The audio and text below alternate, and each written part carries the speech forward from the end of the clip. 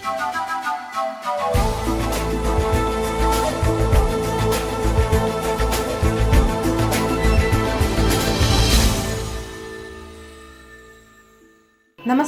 कार्यक्रमको 7औं श्रृङ्खलाबाट आजको कार्यक्रम हामीले विगतका कार्यक्रमहरूभन्दा फरक अन्तर्क्रियात्मक कार्यक्रमको रूपमा प्रस्तुत गर्दैछौँ।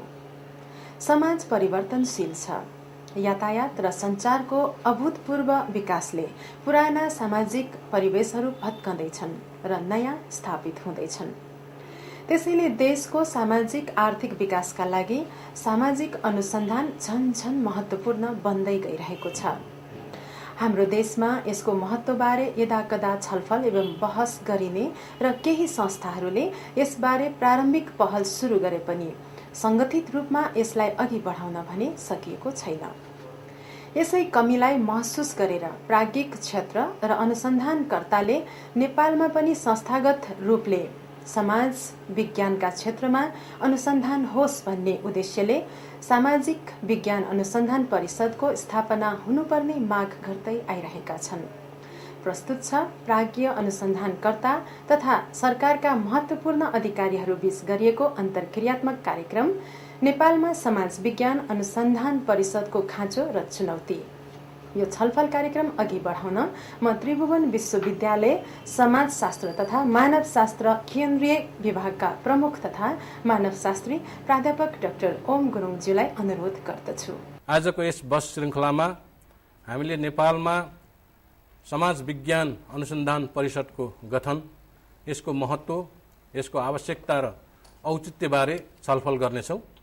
आजको यस बहस श्रृङ्खलामा हाम्रा विशिष्ट व्यक्तित्वहरूको सहभागिता रहेको छ र म सर्वप्रथम उहाँहरूको परिचय गराउन चाहन्छु।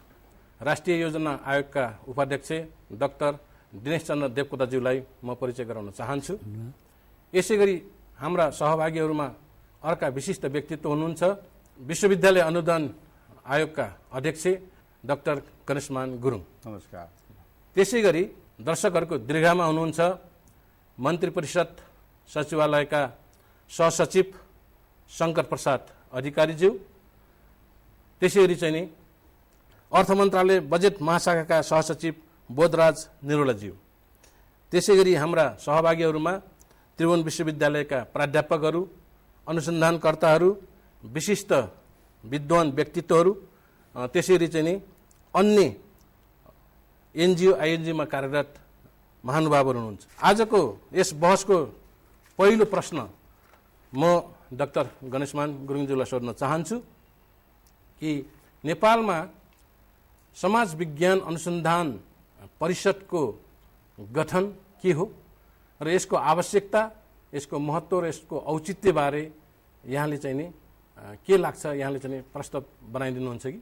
सोसल साइन्स रिसर्च काउन्सिल मुलुकैलाई एउटा थिङ्क ट्याङ्क हुनसक्छ है।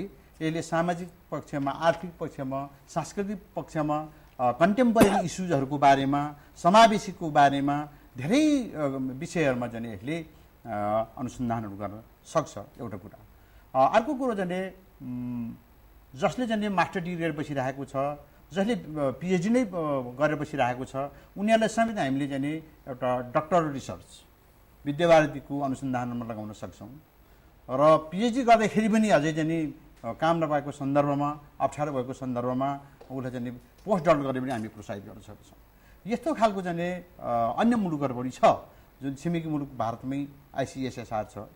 र हाम्रो जस्तो एउटा बहुल मुलुकमा साँच्चै नै चाहिँ जुन पिछडिएका जाति जनजातिहरू थुप्रै छन्, उनीहरूको बारेमा अध्ययन गर्नका लागि पनि यो कसरी चाहिँ तिनीहरू पिछडिए त, के कारणले पिछडिए त भन्ने कुराहरूको रुट कजहरू पत्ता लगाउनको लागि यसले चाहिँ अनुसन्धानहरू गरेर हामीले प्लानिङ कमिसनसँग, राष्ट्रिय योजना आयोगको नीतिसँग पनि त्यसलाई चाहिँ ट्याली गरेर मिलाएर लान सकिने सम्भावना भएको हुनाले यसले चाहिँ सामाजिक पक्ष, राजनीतिक पक्ष, आर्थिक पक्ष धेरै पक्षहरूलाई समेटेर चाहिँ अनुसन्धान गराउने भएको हुनाले हाम्रो मुलुकको लागि चाहिँ यो समाज विज्ञान अनुसन्धान परिषद सोसल साइन्स रिसर्च काउन्सिलको त्यति धेरैलाई थाहा नभए जस्तो देखिन्छ, तर यसको चाहिँ ठुलो आवश्यकता छ र यो चाहिँ हामी सबले महसुस गर्ने बेला पनि भएको छ। सरकारको तर्फबाट बारम्बार यसको आवश्यकता छ, यो चाहिँ महत्त्वपूर्ण छ। त्यसकारणले यसलाई चाहिँ गठनमा हाम्रो चाहिँ प्रतिबद्धता छ भनेर बारम्बार सरकारको तर्फबाट त्यति बेला पनि प्रतिबद्धता भयो। त्यसपछि पूर्व चाहिँ नि प्रधानमन्त्री माधव कुमार नेपालज्यूले पनि आफ्नो प्रतिबद्धता जाहेर गर्नुभयो। वर्तमान प्रधानमन्त्री झलनाथ खनालज्यूले पनि यसप्रति चाहिँ प्रतिबद्धता जाहेर गर्नुभएको छ। यसरी सरकारका तर्फबाट बारम्बार प्रतिबद्धता जाहेर हुने तथा गठन हुन नसक्ने त्यसका चाहिँ नि विशेष कारणहरूसहित उपाध्यक्षज्यू यहाँ आफै पनि स्वयं एउटा विशिष्ट विद्वान व्यक्तित्व हुनुहुन्छ र राष्ट्रिय योजना आयोगको एउटा महत्त्वपूर्ण गरिमामय पदमा हुनुहुन्छ। यहाँको तर्फबाट यो चाहिँ नि अनुसन्धान परिषद गठन गर्नमा डाक्टर गणेश गुरुङले भनेको कुरोसँग यहाँ सहमत राख्नुहुन्छ या राख्नुहुन्न र यहाँको चाहिँ तपाईँको आफ्नो भनाइ के छ? हामीले 2062-63 को जुन जनआन्दोलन छ त्यसपछिको जुन हाम्रो अन्तरिम संविधान छ यसले विशेषतः के त भन्दाखेरि भने राज्यको पुनर्संरचना गरी सबै जनजाति, लिङ्ग, धर्म, क्षेत्र र उमेरका नागरिकहरूको हकलाई सुनिश्चित गर्ने हिसाबले जुन हामीले दृष्टिकोणको साथ आएको छ, मलाई लाग्छ जुन यो रिसर्च काउन्सिलको कुराहरू भइरहेको छ यसको सान्दर्भिकता अझ बढी छ भन्ने मलाई लाग्छ।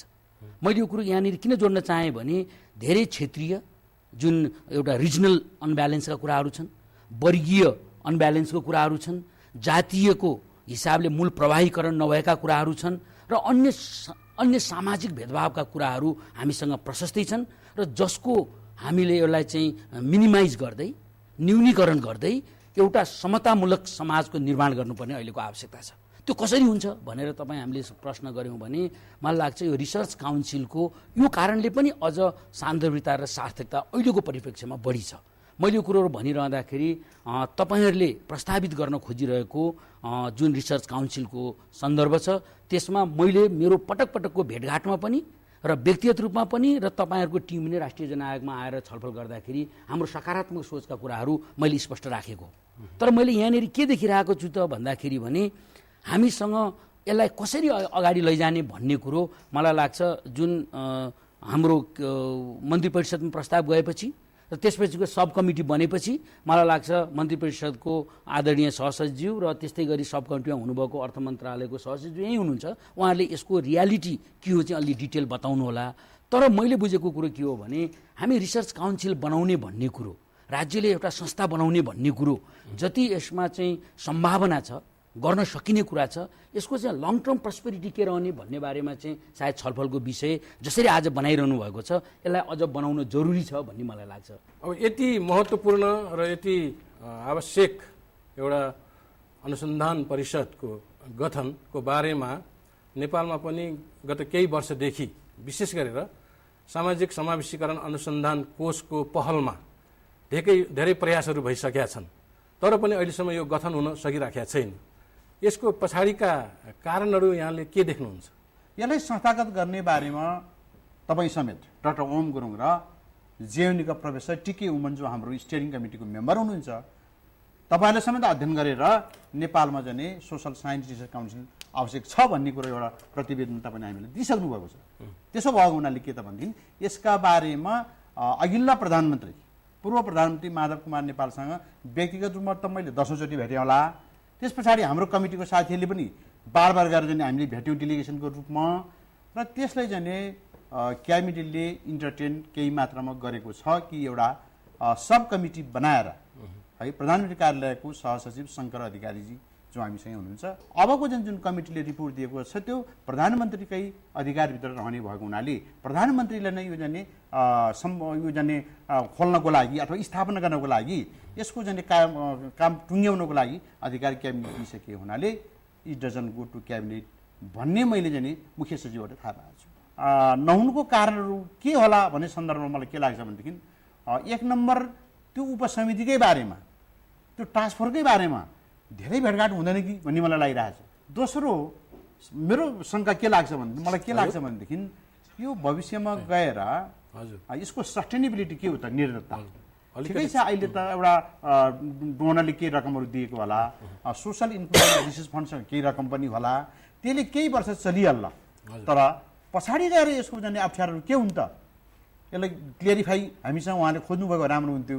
उहाँहरूको त्यो जाने स्टप हुने शङ्का लाने कुरो त्यहीँनिर भयो जस्तो लाग्छ। र अझ मलाई यहीँनिर थप्न मन छ, यो संस्था रिसर्च ओरिएन्टेड संस्था हुने कि नहुने यो संस्था एउटा पोलिटिकल इन्स्टिट्युसनको चाहिँ भित्र छिरेर प्रधानमन्त्री कार्यालयमा बसिसकेपछिको स्थितिमा रिसर्च काम गर्न कति फ्रिडम पाउँछ, यो कुराहरू पनि हामी छलफल र विषयवस्तु बहस बनाइनुपर्छ।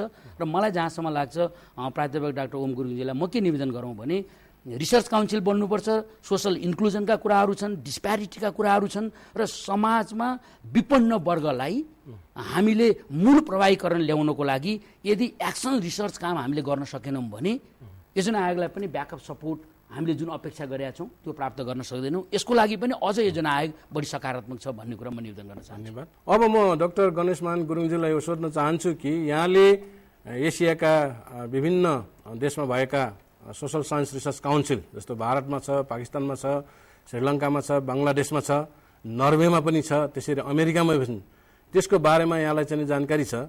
त यहाँहरूले नेपालमा गठन गर्न चाहनुभएको अथवा परिकल्पना गर्नुभएको यो सोसल साइन्स रिसर्च काउन्सिलको प्रारूप र यसको स्ट्रक्चर संरचना कस्तो हुने त्यसबारेमा यहाँको केही चाहिँ कुराहरू चाहिँ हामी चाहिँ जिज्ञासा राख्न चाहन्छौँ।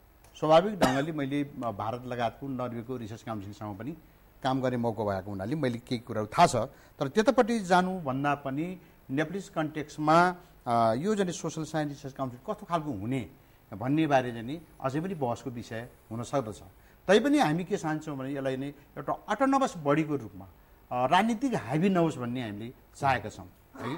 त्यसो भएको हुनाले के त भनेदेखि एकातिर एउटा यहाँले भने जस्तै लाइन मिनिस्ट्री मार्फत मिनिस्ट्री अफ एजुकेसनतर्फ जाने हो कि भन्ने सोच्यौँ, समाज कल्याण परिषदको तर्फबाट जाने हो कि भन्ने हामीले सोच्यौँ र हाम्रो छलफलबाट यसलाई चाहिँ प्राइम मिनिस्टर अफिसकै अन्तर्गत भिन्न रूपले राख्ने भन्ने पनि हामीले सोच्यौँ र चाहिँ हामीले एउटा ड्राफ्ट पनि उहाँलाई चाहिँ हामीले शङ्करजीको हातमा पनि हामीले पारेको थियौँ।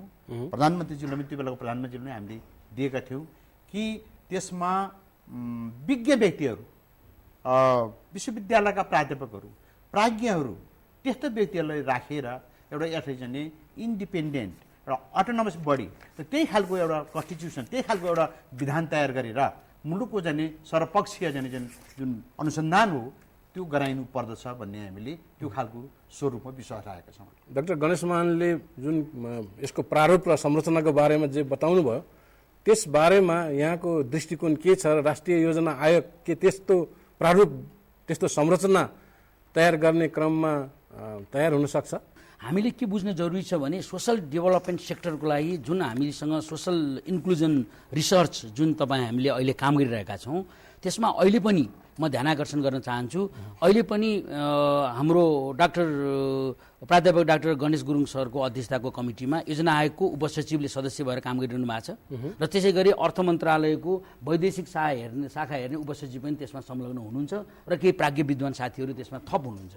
यसबाट के बुझ्न जरुरी छ भने राज्यको हिसाबले तपाईँहरूसँगको कामलाई कमिटमेन्ट, ओनरसिप र सँगसँगै जाने प्रतिबद्धता सायद त्यो एउटा कमिटीबाटै पनि हामीले चाहिँ ओनरसिप लिइसकेको कुराहरू मैले यहाँ विधिवत रूपमा निवेदन गर्न चाहेँ। त्यसले गर्दाखेरि म विनम्रता साथ आग्रह के गर्न चाहन्छु भने नेपाल सरकारको हिसाबले, राष्ट्रिय योजना आयोगको हिसाबले रिसर्च एक्सन बेस्ड काम गर्नको लागि, सोसल इन्क्लुजनको कुरोको लागि, समावेशी बहसका कुराहरूको गर्नको लागि हामीलाई संस्थागत आवश्यकता छ।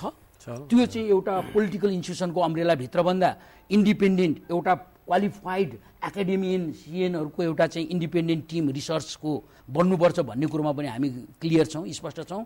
तर यसलाई कुन संस्थाबाट कसरी लैजान सकिन्छ भन्ने कुरोमा मैले 100% म डाक्टर साहबको धारणामा सहमत छु।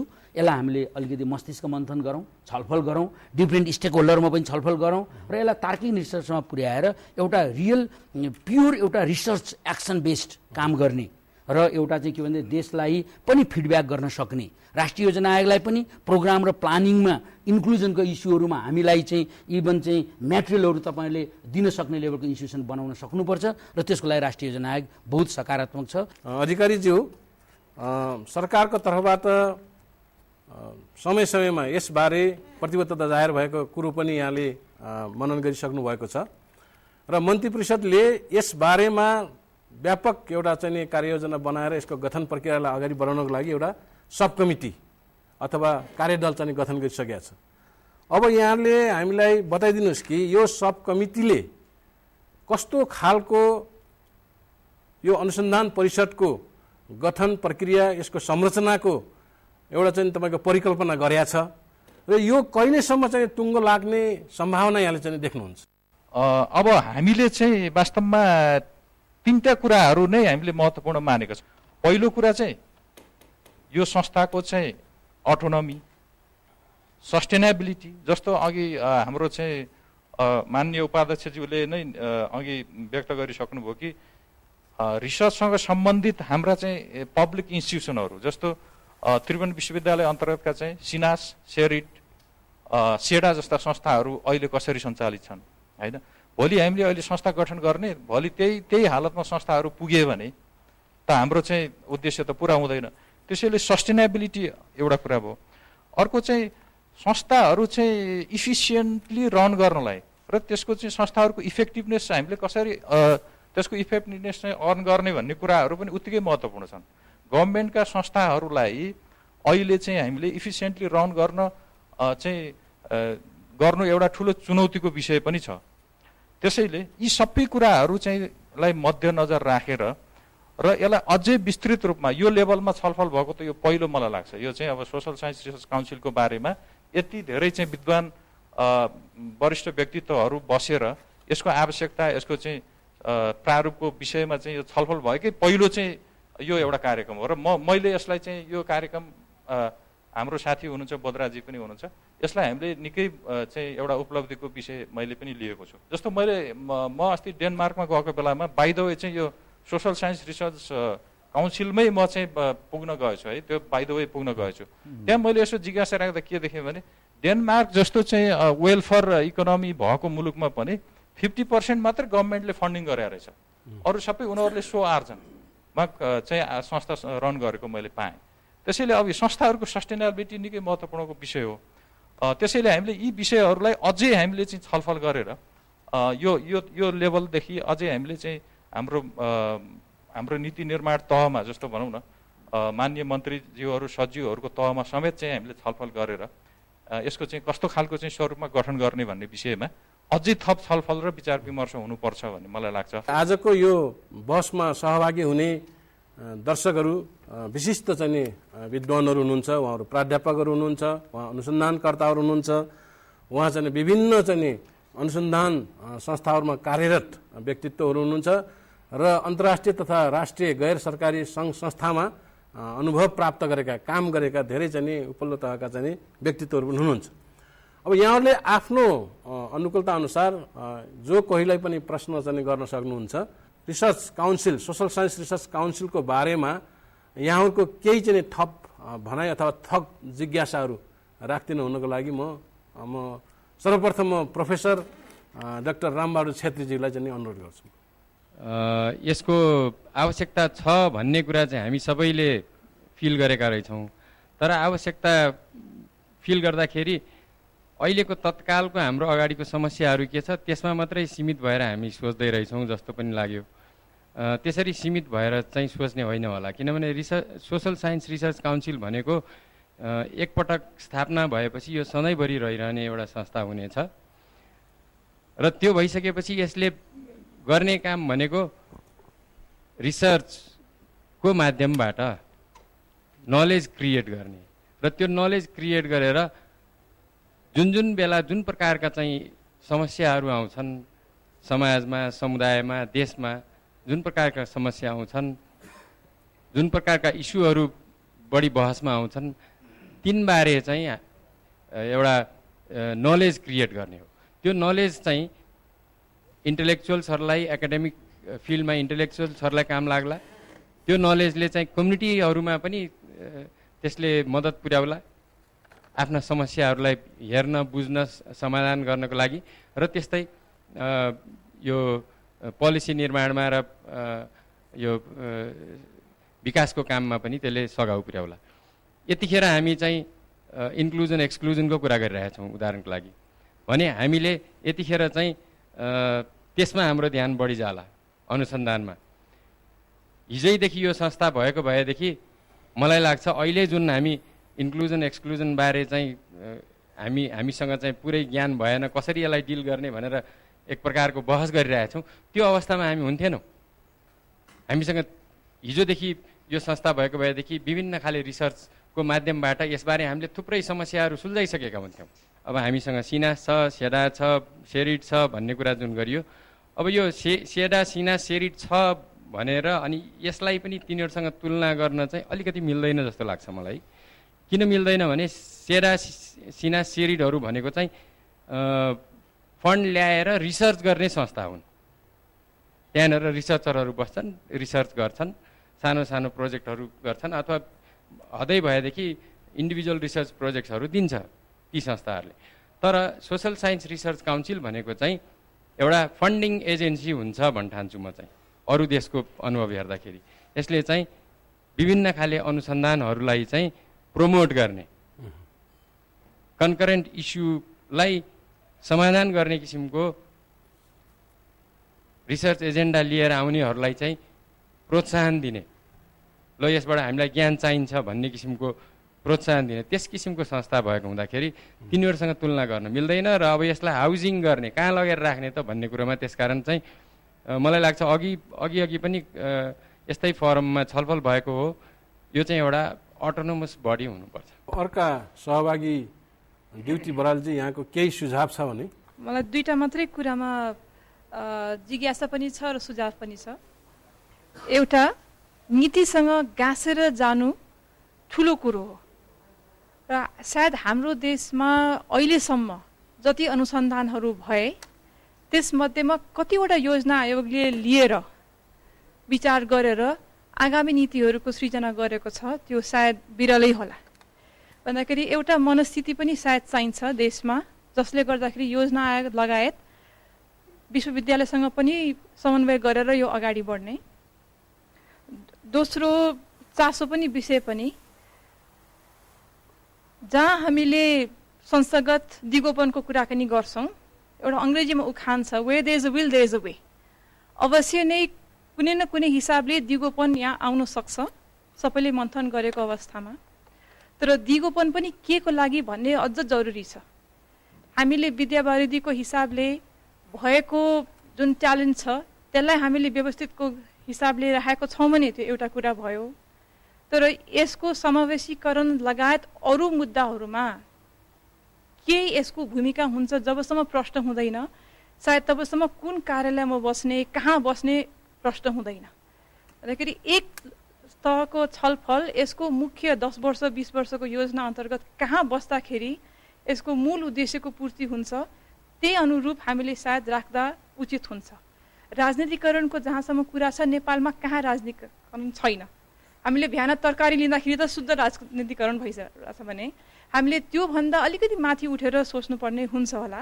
किन जब विद्वानहरू बस्नुहुन्छ सायद त्यति बेला उहाँले राजनीति ढोका बाहिर छोडेर भित्र आउनुहुन्छ। यहाँको केही रेस्पोन्स छ कि अडियन्स? जस्तो मलाई के लाग्छ भने त्यस्तो धेरै मेरो रेस्पोन्स छैन। यसलाई मैले एकदम ब्याकअप सपोर्टको रूपमा लिएको छु। राम्रो कुराहरू प्रोफेसर साहबहरूले राख्नु भएको छ। तर मैले एउटा मात्रै कुरा के राख्न चाहेँ भने हामीले कुनै संस्थासँग तुलना गरेर त्यसलाई त्यहीसँग लैजानुपर्छ भन्ने होइन, तर लर्निङ चाहिँ लिन जरुरी छ भन्ने मलाई लाग्छ। किनभने नेपालभित्रका यिनै संस्थाहरू हुन्, यिनैसँगको सिकाइहरूलाई हामीले कहाँनिर हिजो चाहिँ यसलाई के गर्नुपर्ने थियो गर्न नसकेर आज ती संस्थाहरूको हालत अभिगत त्यो लेभलमा पुग्यो भन्ने कुरो चाहिँ हामीले सिकाइको रूपमा लिउँ भन्ने मेरो आग्रह हो। र दोस्रो कुरो चाहिँ जहाँसम्म यो संस्थालाई अब्जेक्टिभमा जुन उद्देश्यमा तपाईँ हामीले क्लियर गरिसकेका छौँ कि सिनासहरू यिनीहरूले संस्थाहरूले अथवा सिडाहरूले जुन एउटा सानो एक्सन रिसर्च आफैले गर्ने र हजुरहरूले चाहिँ गर्ने जुन एउटा रिसर्च काउन्सिलको सन्दर्भमा चाहिँ हामीले रिसर्चको फन्ड चाहिँ दिएर यसलाई ठुलो लार्जर पर्सपेक्टिभबाट जुन हेर्न खोजिएको छ मलाई लाग्छ यो एकदम सान्दर्भिक छ। र अरू देशहरूको मैले क्विक हेर्दाखेरि पनि रिसर्च काउन्सिल भनिसकेपछि यसले लार्जर पर्सपेक्टिभमा यसले जाने भन्ने कुरो मलाई लाग्छ उद्देश्यमा पनि क्लियर होला। अझ छैन भने यसलाई क्लियर गरौँ। र अर्को कुरा के हो भन्दाखेरि भने नीतिसँग कसरी लिङ्कअप भयो भन्ने कुरो जुन कुरो आइरहेछ, मैले बुझेको कुरो के छ भन्नुलाई भने योजना आयोगमा म बसेको अहिले करिब 28-30 महिना भयो डिफ्रेन्ट क्यापासिटीमा एज ए मेम्बर र एज ए भिसी। मैले बुझेको लर्निङ के छ, सिकाइ के छ मेरो भन्नुलाई भने जहाँसम्म हामी विल पावर हुन्छ नि, इच्छाशक्ति हुन्छ नि, सेक्टर वाइड हामीले रिसर्चहरू सुरु गरेका छौँ। योजना आयोगले नै वातावरण मन्त्रालयसँग इन्टरेक्सन गरेर इन्जिनियरिङ कलेजले जियोलोजी डिपार्टमेन्टहरूसँग पनि काम सुरु गरेका छ। त्यस्तै गरेर त्रिचन्द्रको जियोलोजीले पनि सुरु गरेका छ। त्यस्तै गरेर हाम्रो चाहिँ कहाँ भन्दाखेरि भने काठमाडौँ युनिभर्सिटीसँग अल्टरनेट इनर्जीका कुराहरूमा हामीले रिसर्च फन्ड दिएर काम सुरु गरिसकेका छौँ। करिब 2 वर्षदेखि यो कामहरू सुरुवात भएको छ। मलाई के लाग्छ भने आउने दिनहरूमा यसलाई इन्स्टिट्युसनल लेभलको सेटअप कहाँ गर्ने भन्ने बारेमा चाहिँ तपाईँहरूसँगका धारणासँग म 100% सहमत छु। तर टोटालिटी देशको समग्र विकासकै परिवेशमा समावेशी गरेर लैजाने कुरोमा यो रिसर्च काउन्सिलले हामीलाई पनि कन्ट्रिब्युट गर्न सक्ने, योजनालाई पनि कन्ट्रिब्युसन गर्न सक्ने, राज्यलाई कन्ट्रिब्युसन गर्ने सक्ने हामीले कुन ठाउँमा राख्न सकिन्छ र रिसर्च फन्ड अझ categorically as a seed money गभर्मेन्टबाट हामीले एयरमार्क गरेर कसरी राख्न सकिन्छ भन्ने बारेमा पनि हामी छलफलको एजेन्डा बनाउन सक्छौँ। तर रिसर्च फर रिसर्च हुनु भएन, प्रोफेसनल इन्जोयमेन्टको लागि मात्रै रिसर्च हुनु भएन। मुलुकको दौरदराजका मान्छे अप्ठ्यारोमा छन्, जहाँ इन्क्लुजनको कुराहरूमा तपाईँलाई भनौँ कर्णाली अञ्चलको कुरा गऱ्यौँ भने त्यहाँ कति अप्ठ्यारो छ तपाईँहरूले जति बुझ्नु भएको छ हामीले कम बुझेका होला एज ए सेक्टरको हिसाबले, प्रोफेसनलको हिसाबले। तर रियालिटी के हो भने ती बाँकेको, मैले बाँके भने बाँके जिल्ला त छ, तर त्यो राप्ती पारी र वारी बाँके जिल्ला भनेर गरियो भने ती अन्याय छ। त्यो बगौडा क्षेत्र छ जहाँको इन्क्लुजनको कुराहरू अथवा बाँके जिल्ला मात्रै हेर्नु पनि भएन। अब मैले यहाँनिर के कन्क्लुड गर्न चाहेँ भने जे सुझाव र सल्लाह आइरहेको छ यसमा बहुत सकारात्मक दृष्टिकोणले हामी छलफल गरेर एउटा तार्किक निष्कर्षमा पुग्न चाहिँ अब जरुरी छ भन्ने मैले महसुस गरेँ। सोसल साइन्स रिसर्च काउन्सिल बनाउनु पर्छ भन्ने बारेमा एउटा लामो चाहिँ तपाईँको भनौँ न कार्यपत्र नै तयार गर्नुभएको थियो। एकजना विज्ञ हुनुहुन्छ डाक्टर रोहित नेपाली, उहाँको पनि छोटकरी हामीले चाहिँ तपाईँको उहाँको विचार सुन्ने मौका पाऊँ। मलाई के लाग्छ भने यो इन्डिपेन्डेन्ट हुनुपर्छ, अटोनोमस हुनुपर्छ भन्नेमा दोधार छैन लाग्छ मलाई। सबैले प्रष्ट रूपमा त्यो बोलिरहेछ। तर यसलाई कन्स्टिट्युसनल बडी बनाउन सके भने जस्ता मानव अधिकार आयोग जस्तै इन्डिपेन्डेन्ट कन्स्टिट्युसनल बडी बनाउन सके भने हुनसक्छ। जहाँसम्म दिगोपनको कुरा हो मलाई लाग्छ यहाँले कुरा गरिराख्नु चाहिँ इयरमार्क गर्ने कुरा गर्दै हुनुहुन्छ भने हामीले एन्डाउमेन्ट फन्ड किन नसोच्ने, एउटा एन्डाउमेन्ट फन्डको कुरा कल्पना गरौँ र त्यसको सोर्सबाट गरौँ। काम गर्ने एकातिर के भने एउटा त लगानी गर्ने कुराहरू छ, कन्टिन्युस लगानी गर्दै जानुपर्छ हामीले रिसर्चको लागि। दोस्रो कुरा हामीले अर्निङ गर्ने काम पनि किन नगर्ने त, एउटा रिसर्च प्रोग्रामहरू लिएर। डोनर्स थुप्रै छन् नेपालमा, डोनर्सबाट हाम्रो आवश्यकता अनुसारको फन्डिङ लिने हो। उहाँहरूको अब्जेक्टिभ मिट गर्ने होइन कि राष्ट्रको आवश्यकता अनुसार हामीले एउटा आइडिया दिने हो, यो हाम्रो आवश्यकता हो, हामीलाई फन्डिङ गर्नुहोस्। त्यसमा एन्डाउमेन्ट फन्ड नचलाउने र प्रोजेक्ट अनुसार फन्ड लिएर हामीले प्रोग्राम चलाउन सक्छौँ। सो अब मैले दिगोपन हेर्दा दिगोपन हेर्दा चाहिँ के लाग्छ भने एउटा त नलेज म्यानेजमेन्टको कुरा हो। नलेज जब गर्ने हो त्यो एउटा दिगोपनको आधार हुन्छ। यदि हामीसँग राम्ररी डेटाबेस छ भनेपछि त्यसको सेलिब्रिटी बढिहाल्छ, त्यसैबाट हामीले रिसोर्स जेनेरेट गर्न सक्छौँ। दोस्रो कुरा हामीसँग यदि थिङ्क ट्याङ्कका लागि ह्युमन रिसोर्सेस हाम्रो विदिन आवर अर्गनाइजेसन छ भने त्यो पनि एउटा रिसोर्सेस हुन्छ, त्यसलाई हामीले सेल गर्न सक्छौँ। यसलाई कसरी चाहिँ सञ्चालन गर्ने, यसलाई कसरी चाहिँ सस्टेन राख्ने र यसको स्रोत के हो, स्रोत कहाँबाट जुटाउन सकिन्छ, यसबारे यहाँले चाहिँ नि केही कुरा चाहिँ हामीलाई बताइदिनु हुन अनुरोध गर्छु। अब यसमा प्रोफेसर छेत्रीले भने जस्तो यो एउटा नलेज क्रिएसन गर्ने बढी भएको हुनाले यसले चाहिँ थिङ्क ट्याङ्कको काम पनि गर्छ, यसले स्कलरहरूलाई जाने विभिन्न किसिमको समसामयिक विषयमा रिसर्च गर्न लगाउँछ। जस्तो सोसल इन्क्लुजन एक्सक्लुजन आजको बर्निङ इस्यु हो, यसमा हामी कन्सन्ट्रेट गराउन सक्छौँ। कसरी समावेशीको जाने धारणा ल्याएर राष्ट्रिय अखण्डता बढाउने, पछाडि परेकालाई कसरी अगाडि ल्याउने, यी इस्युहरूमा चाहिँ हामी ध्यान पुर्याउन सक्छौँ, यसमा शङ्का छैन। तर डाक्टर साहबले उठाउनु भएको जुन पैसाको सवाल छ, आई रिमेम्बर हामीले चाहिँ माननीय उपाध्यक्षज्यू माननीय सदस्य हुँदा पनि हामीले भेटाएको थियौँ। पोहोर परारै किन नभने, केही त रकम छुटिहाल्नु हुन्थ्यो नि भने उहाँको मानसिकता उहाँले चित्त बुझेपछि हाम्रो प्रेजेन्टेसन भयो डाक्टर मुक्तबाट हाम्रो तर्फबाट, त्यो बेला उहाँले व्यक्त गर्नुभएको कुरो म अहिले सम्झन्छु। र अर्को कुरो के हो भने सिर्फ सोसल इन्क्लुजन रिसर्च फन्डमा समेत गभर्नमेन्टको अनरसिप छ नि त्यहाँ, किनभने प्लानिङ कमिसनको प्रतिनिधि छ, अर्थ मन्त्रालयको प्रतिनिधि छ, त्यसले अनरसिप पाएको छ नि। तर काम गर्नको लागि जाने एउटा के भने इन्डिपेन्डेन्ट छोडिदिएको छ। सोसल इन्क्लुजन फन्डले जो पछाडि परेका छन्, पछाडि पारिएका छन्, तिनीहरूलाई अगाडि ल्याउनको लागि कस्ता खालका रिसर्चहरू गर्न लगाउने भनेर चाहिँ हामीले काम गर्ने सन्दर्भ छ। र त्यहाँका फाइन्डिङ्सहरूलाई हामीले प्लानिङ कमिसनमा हामीले पठाएको छौँ। माननीय डाक्टर गणेश गुरुङ हुँदाखेरि पनि यसरी पोको पठाएको थियौँ। पछि पनि हामीले जाने त्यो नीति निर्माताबाट एउटा बराली निकाल्यो हुनाले यो त्यहाँ पाएका फाइन्डिङहरू जे रिसर्चबाट निस्क्यो त्यो थन्क्याउने होइन, त्यसलाई त्यसलाई उपयोगमा ल्याउने हो। त्यस कारणले गर्दा के त भनेदेखि पैसाको सन्दर्भमा, अर्थको सन्दर्भमा तत्कालको लागि जसरी नर्वेजियन एम्बेसीले यसलाई चाहिँ 2005 यता चाहिँ फन्डिङ गर्दै आएको छ। यो जुन टास्क फोर्सले भन्नु परेको कति पैसा चाहियो भनेर जो हामी खोज्छौँ, त्यो पछाडि गएर हामी एउटा बास्केट तयार गर्छौँ। त्यसको लागि के त भनेदेखि विभिन्न डोनरहरू छन् त, DFIDदेखि लगायतका थुप्रै डोनरहरू ल्याउन सक्छौँ। अब यो पनि भएन भनेदेखि सोसल साइन्स रिसर्च काउन्सिल चाहिँ यो जो पवित्र कार्य मुलुकको लागि चाहिन्छ, इट्स भेरी इम्पोर्टेन्ट भन्ने कुरा आइसकेपछि राज्यले महसुस गर्ने नगर्ने राज्यको दायित्व हो कि होइन? अनुदान आयोगले यसप्रति केही लगानी गर्न सक्छ कि सक्दैन? यो युजिसीको कुरा पनि निकालियो डक्टर साहबले कि पहिला यही सकौँ क्या, पहिला के सकौँ भनेदेखि राज्यले के महसुस गर्नु पऱ्यो भने सोसल साइन्स रिसर्च काउन्सिल जस्तो महत्त्वपूर्ण बढी यो मुलुकको लागि आवश्यक छ भन्ने कुरा महसुस किन नगर्ने? त्यसले गर्दा कहिलेकाहीँ के भने हाम्रो शङ्करजीलाई के हुनसक्छ टास्क फोर्सलाई भनेदेखि यो गणेश गुरुङले प्रधानमन्त्रीलाई मात्रै प्रेसर दिन लगाउँछ, मन्त्री पनि लगाउनु पऱ्यो होला उहाँलाई चाहिँ। स्वाभाविक ढङ्गले यो मुलुकको चाहिँ के मन्त्रीहरूलाई नेताहरूलाई हामीले बुझाउनुपर्छ कुरा कुन कुरो समसामयिक छ, कुन कुरा महत्त्वपूर्ण छ र यो सबै तपाईँले ध्यान दिन जान्नुहुन्न भने त मैले बार चाहिँ त्यहाँको प्रधानमन्त्रीले पनि भन्दै आएको छु र फेरि पनि भन्नेछु। किनभने जति हामी बुझ्छौँ उहाँले बुझ्दैन, मैले स्पष्ट भन्न चाहन्छु यो कुरा। अर्को कुरा के छ भने पोलिटिकल इन्स्टेबिलिटी जुन देशमा छ त्यसमा ध्यान पुर्याउनु पर्ने, शान्तिको लागि चाहिँ काम गर्नुपर्ने भएको हुनाले अलिकति जाने प्रधानमन्त्रीको समय नगएको तत्कालै यो हुन सक्थ्यो भन्ने मलाई चाहिँ विश्वास। यो टास्क फोर्सले ध्यान दिनु पऱ्यो, कहाँनिर तपाईँलाई अप्ठ्यारो पर्छ त्यो आइडेन्टिफाई गरौँ, तर डोन्ट कम्पेयर विथ सिन्हा, सेडा, रिकास्ट अल दिस थिङ। त्यति त लाने होइन नि त। पहिलो दिन मलाई चाहिँ त्यो कुरा सोध्नुभयो थियो क्या, सिन्हासु के छ, सेडा के छ भने सचिव लीलामणिले भन्नुभयो थियो, त्यतातिर नसोच्नुहोस् नि। यो एउटा बेग्लै खालको महत्त्व छ, यसको ठुलो आवश्यकता छ यो मुलुकको लागि, यो कुरो तपाईँले महसुस गरिदिनु पऱ्यो भनेर मैले विनम्र अनुरोध गरेको थिएँ हाम्रो तर्फबाट। अहिले पनि त्यही निवेदन गर्छु। त्यसले गर्दा पैसा ठुलो होइन र साहब, पहिलाको जोखाना गर्न सकिन्छ। पैसाको चाहिँ यसको चाहिँ अब चाहिँ एउटा संस्थागत रूपमा लाने हामी एग्री गर्यौँ भनेदेखि माननीय उपाध्यक्ष रेडी हुनुहुन्छ, अहिले भएर पैसा हालिदिनुहुन्छ। अहिले हामीसँग अर्थ मन्त्रालय बजेट महाशाखाका सहसचिव बोधराज निरौलाजी हुनुहुन्छ। अब यो अर्थ मन्त्रालयको के छ यसप्रतिको भनौँ दृष्टिकोण, पैसा लगानी गर्न सक्ने नसक्ने? अब उहाँले भनिहाल्नुभयो सुरुमा सिर्फकै आफ्नै फन्ड पनि छ यसलाई चाहिँ तपाईँको अगाडि बढाउनको लागि, तर यसलाई चाहिँ तपाईँको नियमित बजेट चाहिन्छ, किनभने कि यो रिसर्च गर्ने होइन, रिसर्च गराउने संस्था हो, पैसा दिने संस्था हो। त्यसले गर्दा अर्थ मन्त्रालयले यसप्रति केही चाहिँ नि सोचहरू राखेको छ अथवा राख्न सक्छ कि? नेपालमा अहिलेसम्म चाहिँ अनुसन्धानमा, रिसर्चमा कम लगानी भएको छ र हाम्रो बजेट, सरकारको बजेट पनि रिसर्चमा चाहिँ कमै छ र देशले विकास गर्ने हो भने यो रिसर्चमा चाहिँ नै मात्रै लगानी बढाउनु पर्छ भन्ने हाम्रो धारणा हो। यो रिसर्चमा जुन कम लगानी भएको छ त्यसमा पनि समाज शास्त्रमा चाहिँ कम लगानी भएको छ रिसर्चमा, त्यसलाई लगानी कसरी बढाउने भन्ने कुरामा बाट सुरु गर्न पाएको भएदेखि बेस हुन्थ्यो।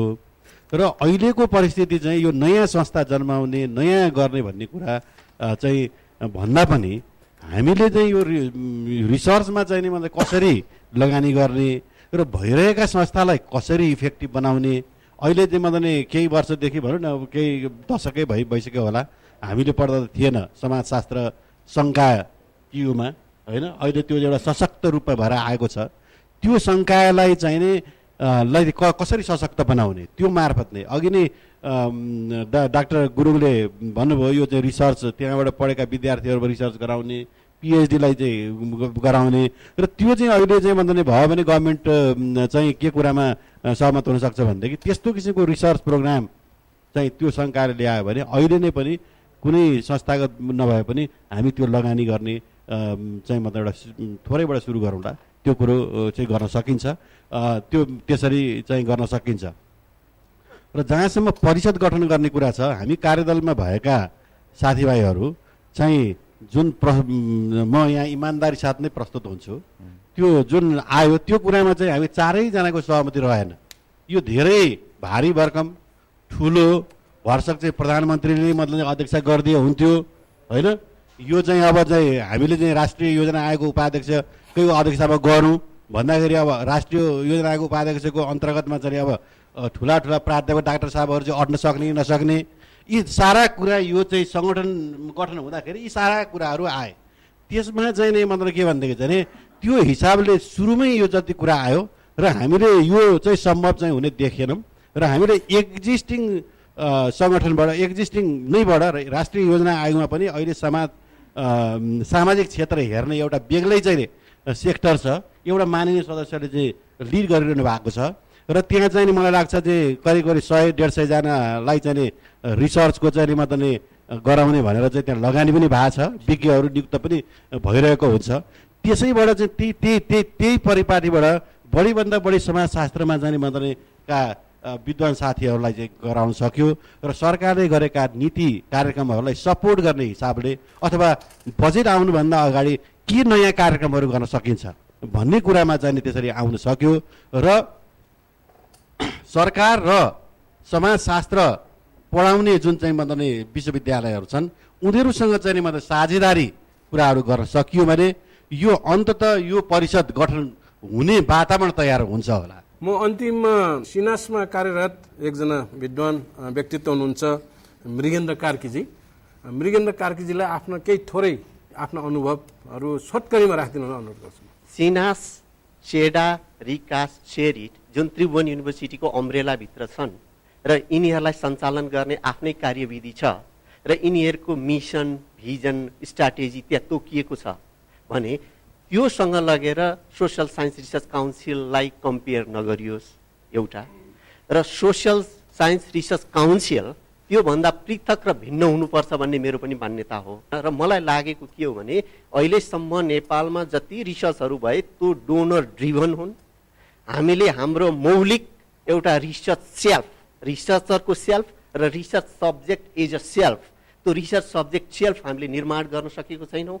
त्यसको पछाडि अघि पूर्ववक्ता यहाँ गभर्मेन्टको प्रतिनिधिले भनिसक्नुभयो सरकारले बजेट दिँदैन। अब बजेट बाहिरबाट लिएर आउनुपर्छ, बाहिरबाट लिएर आउँदा सर्टेन टिओआरमा बसेर काम गर्नुपर्छ भने नेपाली रिसर्चरहरू हात खुट्टा बाँधिएर त्यो टिओआरमा बसेर काम गर्नुपर्ने अवस्था छ।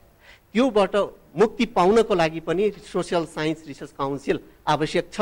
अन्तमा सरकारकै प्रतिनिधिको तर्फबाट हाम्रो सहसचिव शङ्कर प्रसाद अधिकारीजीलाई हामीले एउटा अन्डरस्ट्यान्डिङ के बनायो भने अहिले तत्काल चाहिँ अहिलेको स्थितिमा अहिले चाहिँ हामीले रिसर्च काउन्सिल छुट्टै अटोनोमस बडी स्थापना गर्नुभन्दा तत्काललाई राष्ट्रिय योजना आयोगको माननीय उपाध्यक्षकै संयोजकत्वमा एउटा चाहिँ सोसल साइन्स रिसर्च अब के भन्ने कमिटी भन्ने कि के भन्ने त्यसमा डिफ्रेन्ट चाहिँ मिनिस्ट्रिजका चाहिँ सेक्रेटरीहरूलाई राखेर त्यसले चाहिँ रिसर्च एरियाहरू आइडेन्टिफाई गर्ने र त्यसले चाहिँ रिसर्चहरू चाहिँ अवार्ड गर्ने होइन, त्यसको लागि बजेट बरु अर्थ मन्त्रालयले बजेट केही छुट्याओस् र त्यसबाट हामीले तत्काल चाहिँ त्यो खालको चाहिँ इनपुटहरू लिएर चाहिँ हाम्रो उद्देश्य नीति निर्माणमा चाहिँ नेपाल सरकारलाई चाहिने इनपुटहरू सोसियल साइन्सको सेक्टरमा त्यसरी लिने हो कि भन्ने एउटा अन्डरस्ट्यान्डिङ चाहिँ हाम्रो बनिएको छ।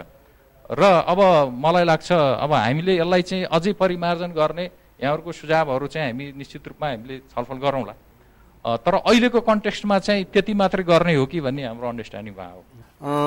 धेरै लामो समयदेखि एउटा फ्रिल्यान्स रिसर्चरको रूपमा विभिन्न सङ्घ संस्थासँग कहिले आबद्ध रहेर कहिले नरहेर रिसर्च गरिरहनु भएका एकजना मित्र हुनुहुन्छ विजय सिंह दनुवार।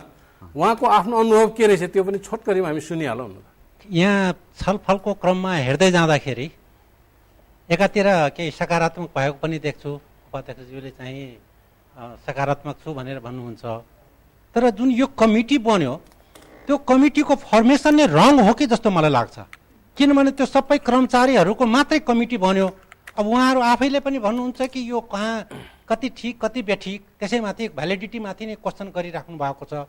त्यसैले कमिटीको जुन फर्मेसन छ त्यसमा नै बनाउँदाखेरि नै सोच्नुपर्ने थियो कि उहाँहरूलाई चाहिँ चाहिने इनपुट चाहिँ भएन कि। यहाँको केही थप सुझाव र थप प्रतिबद्धता पनि राष्ट्रिय योजनाको आयोगको तर्फबाट रिसर्च काउन्सिल बनाएर अगाडि जानुपर्छ भन्ने कुरोमा दुईमत छैन। यसलाई बनाउनु जरुरी छ र यसलाई नबन्न सक्नेको परिस्थितिसम्मको स्थितिमा राष्ट्रिय योजना आयोगले कहाँनिर बसेर तपाईँहरूसँग भूमिका खेल्नुपर्छ। हामी धेरै पोजिटिभ छौँ र मलाई यो जुन टास्क फोर्सले के रेकमेन्ड गर्यो भन्ने पनि थाहा थिएन, मैले अहिले नै सुन्न पाएँ। र राष्ट्रिय योजना आयोगले नै यसलाई चाहिँ इन्टरिममा केही भूमिका खेल्नुपर्ने हो भने पनि तपाईँ हामी बसेर छलफल गरौँ। I am very positive. र अन्तमा के हो भने पैसाको कुरो भन्दा पनि हाम्रो विषयवस्तु चाहिँ रियल निड के हो त्यो फोकस गऱ्यौँ भने पैसा चाहिँ सेकेन्डरी कुरा हो भन्छु कि म। गणेश मानजी केही थप 1 मिनेटभित्रमा ल सोसल साइन्स रिसर्च काउन्सिलको बारेमा है यो राष्ट्रिय महत्त्वको विषय हो भन्ने कुरामा फेरि पनि म टास्क फोर्सका शङ्करजी हो, हाम्रो चाहिँ सहसचिवजी, त्यो बोधराजजी हुनुहुन्छ सहसचिवजी, उहाँले चाहिँ यसमा सहमति नरहेको कुरा कता कता आज बल्ल थाहा पाएँ मैले व्यक्त भयो। त्यसले गर्दा सहमति किन भएन भन्ने बारेमा एक्चुअली कि बोलाउनुहोस् कि बोलाउन ठाउँ आउनुहोस् न, बसौँ र सँगै बसौँ। कहाँ कहाँ कुन कुन कुराले यहाँले शङ्का गराएको हो त्यसको बारेमा छलफल गरेर यसलाई चाहिँ अगाडि बढाउनुमा म उहाँलाई पुनः यही चाहिँ यहाँबाट म निवेदन गर्दछु। हवस् त दर्शकवृन्द, यहाँहरू सबैलाई धन्यवाद र विशेष गरेर माननीय उपाध्यक्षज्यू प्राध्यापक गणेशमान गुरुङ, त्यसरी चाहिँ अर्थ मन्त्रालयका सहसचिवज्यू, मन्त्री परिषदका सहसचिवज्यूलाई धन्यवाद दिन चाहन्छु र अरू सहभागीहरूलाई। आजको यो बहस निकै नै उपयोगी भयो भन्ने लाग्छ र मलाई साँच्चै नै खुसी लागेको छ, किनभनेदेखि आजको यो बहसमा वास्तवमा सरकारका प्रतिनिधिहरू, राष्ट्रिय योजना आयोगका चाहिँ मान्य उपाध्यक्षज्यू, प्राध्यापकज्यूहरू, होइन, विशिष्ट चाहिँ विद्वान व्यक्तित्वहरू, अनुसन्धानकर्ता, अन्तर्राष्ट्रिय राष्ट्रिय गैर सरकारी सङ्घ संस्थाहरूमा कार्यरत व्यक्तिहरू, अनुभवी व्यक्तिहरू र ब्युरोक्रेट्स, यी सबैको चाहिँ तपाईँको यो साझा बहस यसरी एक ठाउँमा बसेर भएको र यो पनि फेरि सरकारी सञ्चार माध्यमद्वारा यसलाई चाहिँ हामीले चाहिँ तपाईँको एक किसिमले चाहिँ बाहिर चाहिँ कम्युनिकेट गरिएको, डिसिमिनेट गरिएको यो पहिलो चाहिँ अवस्था हो। यसले अवश्य पनि यो सोसल साइन्स रिसर्च काउन्सिलको गठनमा सकारात्मक यसले चाहिँ योगदान पुर्याउनेछ भन्ने आशा गर्दै आजको बहस यहीँनिर अन्त हुन्छ। धन्यवाद। आजको कार्यक्रम यहाँहरूलाई कस्तो लाग्यो? हामी यहाँहरूको अमूल्य सल्लाह र सुझावको प्रतीक्षामा छौँ।